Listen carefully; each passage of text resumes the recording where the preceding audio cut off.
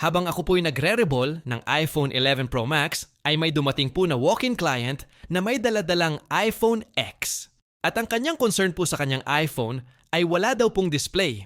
Pero tumutunog, ang history daw po nito ay lumobo ang battery. At pinapalitan daw po nila ito ng battery sa isang technician, ngunit sa kasamaang palad ay nadisgrasya daw po ito ng technician.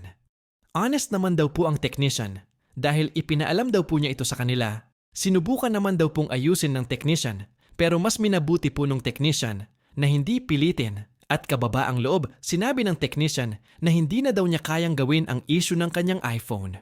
At nang silipin ko po sa microscope ang motherboard ay agad pong bumungad sa akin ang kulang-kulang na piyesa sa area ng FPC connector. At nang i-check ko po sa schematic diagram ay nalaman ko po na connected po sa CPU ang mga natanggal na components. Nalaman din po natin na ang mga natanggal na piyesa ay isang uri ng coil at kapag ang coil ay malapit sa FPC connector ay kadalasan po ay pwede po itong i-jumper. Kaya hindi na po ako nagpatumpik-tumpik pa at sinimulan ko na pong i-bypass ang mga pads na walang mga coil. Balikan lang po natin yung unang technician na gumawa sa iPhone X na ito. Bilib din ako sa honesty na meron sa technician na yon. Sa panahon po natin na ngayon, bihira ang technician na umaamin sa kanyang naging pagkakamali.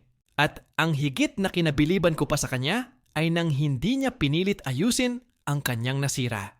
Mahirap aminin na nasira natin ang isang bagay, pero mas mahirap aminin sa harap ng customer na hindi natin kaya itong ayusin.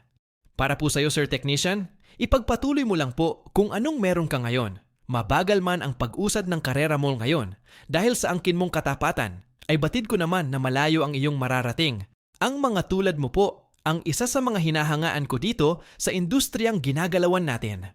Huwag na huwag ka sana pong susuko sa mga pagsubok na kahaharapin mo dito sa repair industry. Sumali ka sa mga training, mag-aral palagi at mag-ensayo araw-araw dahil ang pagiging isang cellphone technician ay isang non-stop learning profession.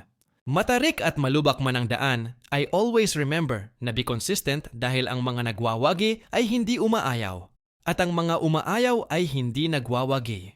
At heto po't, na-jumper ko na rin po ang lahat ng linya na mga walang coil component.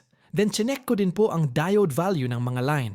And yes, may mga value na. It means magkakonek na ang FPC at ang CPU. Kaya it's safe to assume na magdi-display na itong iPhone X ni client. Kaya binalik ko na po ang motherboard sa kanyang housing upang malagyan na po natin ng LCD at makumpirma nating lahat ang resulta ng ating ginawa. Dito po talaga sa testing part